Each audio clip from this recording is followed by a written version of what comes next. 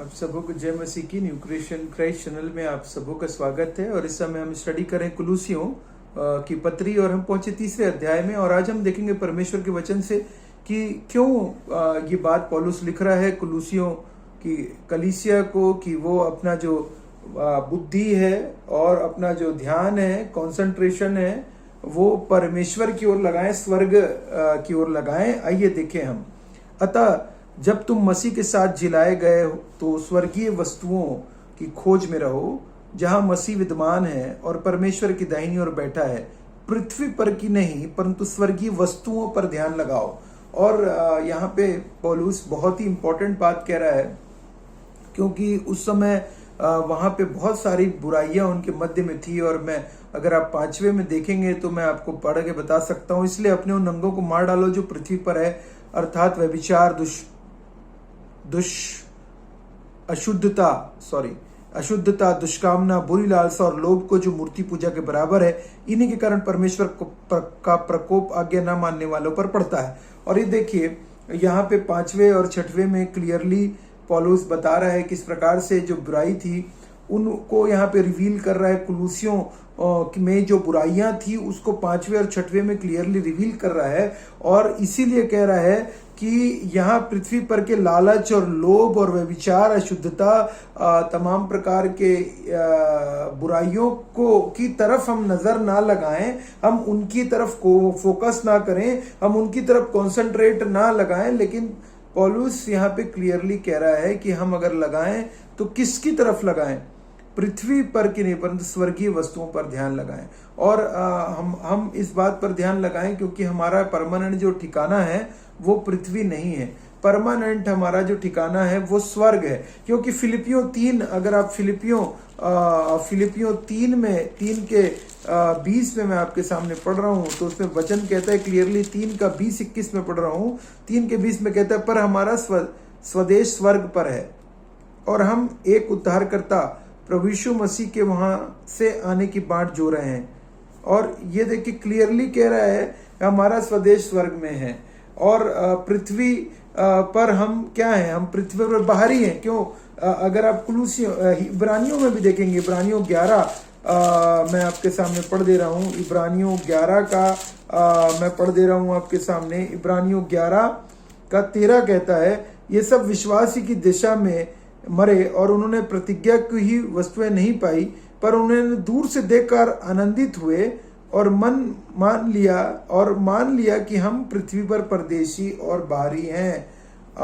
यहाँ पे temporary destination है हमारा, क्योंकि यहाँ पे डेस्टिनेशन कितने साल का हो सकता है? कितने साल का हो सकता है? 70, 80, 90, 100, 110, 120।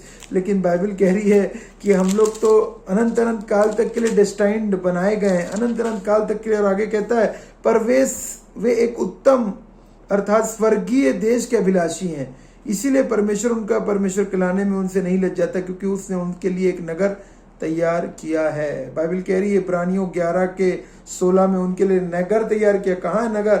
स्वर्ग में नगर है। अब जब आप भी जब कहीं बाहर जाते हैं, आप जब किसी देश में जाते हैं, विदेश में जाते हैं, जब अपने कंट्री को छोड़ के, या हम बोलते हैं चलिए दूसरी सिटी में जाते हैं, तब जब आप स्टडीज के लिए, पढ़ाई करने के लिए जाते हैं, जॉब करने के लिए जाते हैं। मैं भी जब पूना में था तो मुझे बिलासपुर की याद आती थी। और एक अहमदाबाद में भी रहा हूँ, तो वहाँ पे जब मैं था तो मुझे याद आता था बिलासपुर की। अरे बिलासपुर में क्रिसमस के टाइम हम ऐसा करते हैं, और जब फेस्टिवल आता है घर में चर्च हम जाते हैं, हमारा संडे स्कूल या हमारा चर्च या हमारा स्कूल या हमारे कॉलेज या हमारे दोस्त, रिलेटिव, रिश्तेदार, सारे के सारों को हम याद करते रहते। कोई ओकेजन होता है, कोई मैरिज पार्टीज, कुछ सेलिब्रेशंस होता है तो हम याद करते हैं, अरे हम वहां नहीं जा पाए। तो ये चीज हम याद करते हैं, हमारा ध्यान लगे रहता है। जहां तुम्हारा धन है वहां तुम्हारा मन भी लगा रहेगा। और ये बात एकदम सत्य है, क्योंकि हमको ये भी इम्पोर्टेंट, जब हम जॉब में जाते हैं, जब हम अगर कोई जॉब में जमीन खरीदते हैं तो हमको ये मन हमारा लगे रहता है कि हाँ वहां पे हमने जमीन खरीदी है, इन्वेस्टमेंट किया, कोई घर खरीदा है या कुछ इंडस्ट्री लगाई है, कुछ बिजनेस लगाया है। तो जहां धन है वहां पे मन लगा रहता है। उसी प्रकार से बाइबल कह रही है कि इसीलिए अपने मन को, अपने मस्तिष्क को, पर हृदय को कहाँ लगाने के लिए बोल रही है? स्वर्ग की ओर लगाने के लिए बोल रही है। और अगर आप देखेंगे यीशु मसीह ने भी यहाँ पे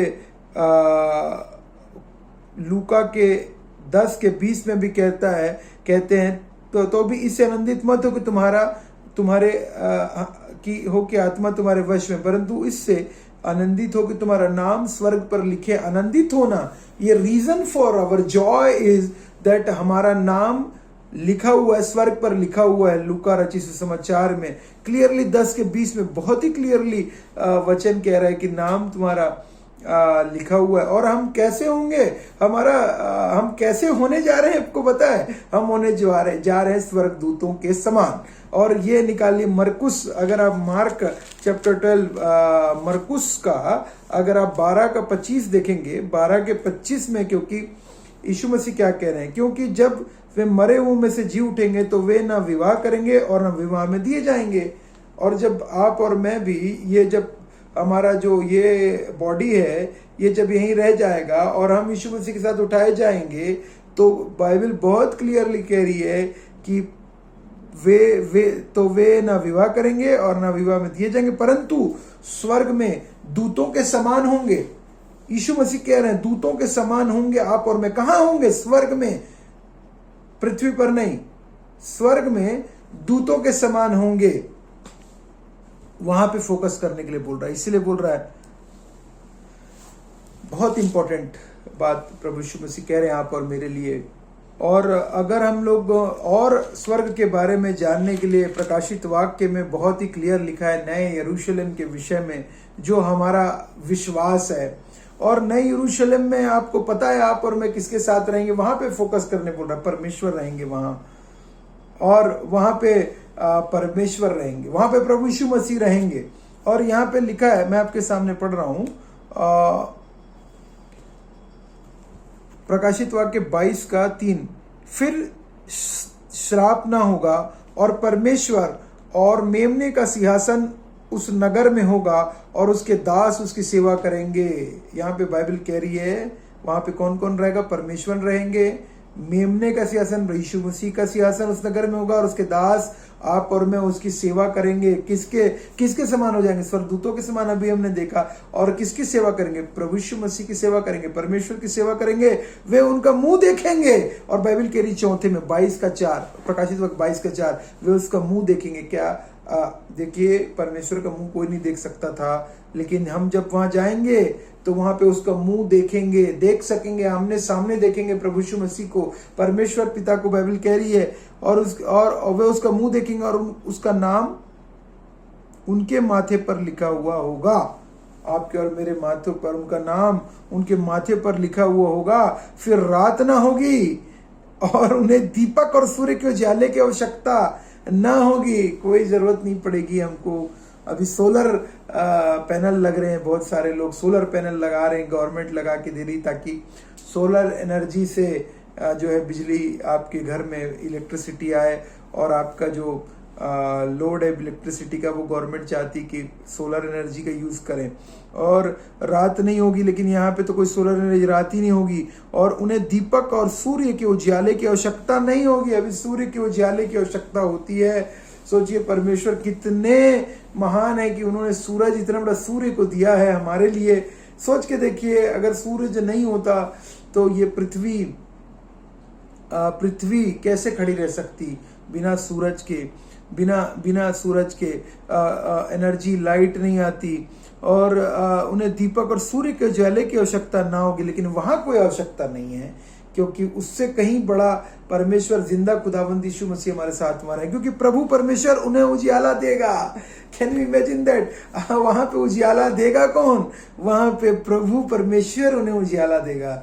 प्रभु यीशु मसीह पर प्रभु परमेश्वर उन्हें उजाला देगा और वे युगान युग राज्य करेंगे। क्या आप एक्साइटेड हैं वहां जाने के लिए? क्या आप एंथुजियास्टिक है वहां जाने के लिए? क्या आप आनंदित हैं वहां जाने के लिए?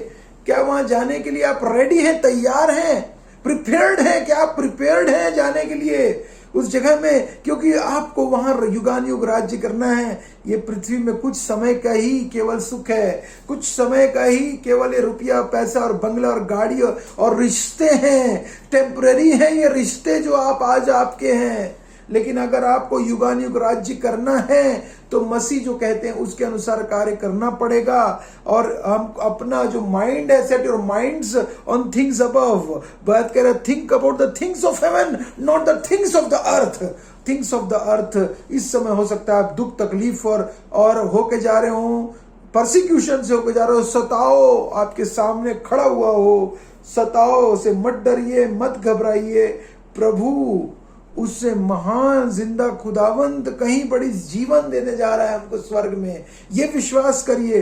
और याद रखिएगा, आप और मैंने जिसने प्रभु यीशु मसीह के ऊपर विश्वास किया है, वो अब इस युग इस हमारा सब कहाँ है, हमने देखा परदेश में।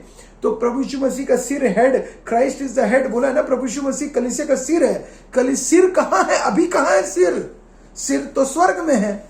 तो फिर बॉडी कहाँ है यीशु मसीह की, क्या पृथ्वी पर है? नहीं।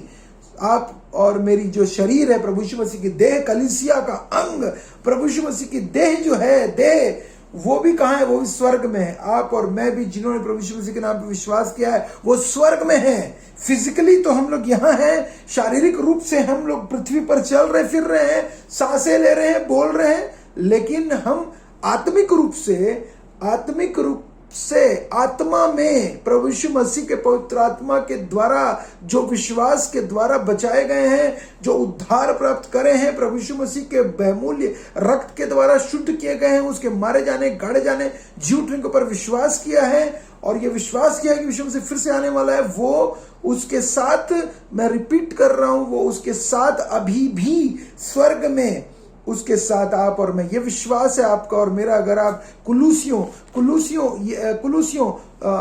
1:13 अगर आप पढ़ेंगे, हमने इस पे मनन किया है। यहाँ पे वचन कहता है, और पिता उसी ने हमें अंधकार के वश से छुड़ाकर अपने प्रिय पुत्र के राज्य में प्रवेश कराया। ट्रांसफर्ड अस फ्रॉम कहां से? फ्रॉम पृथ्वी पर से कहां ट्रांसफर किया? स्वर्ग में ट्रांसफर किया प्रभु यीशु मसीह के द्वारा। करंट में हुआ है ये सारी चीजें।